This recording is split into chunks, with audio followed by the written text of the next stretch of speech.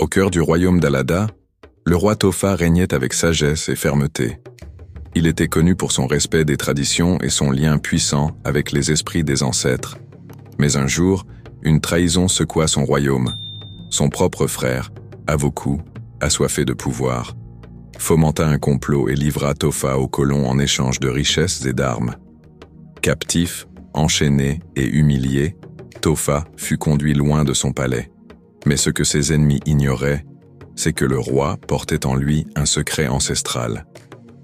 Avant d'être capturé, il avait invoqué le Fa qui lui avait révélé « Ton corps peut être enfermé, mais ton esprit restera libre.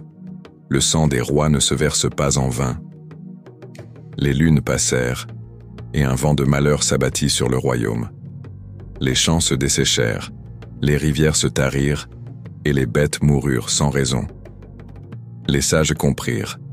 L'âme de Tofa réclamait justice.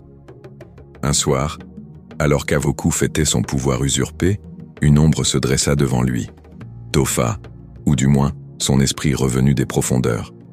D'une voix caverneuse, il murmura « Tu as pris mon trône, mais tu ne pourras jamais prendre ma destinée. » Au même instant, une tempête éclata.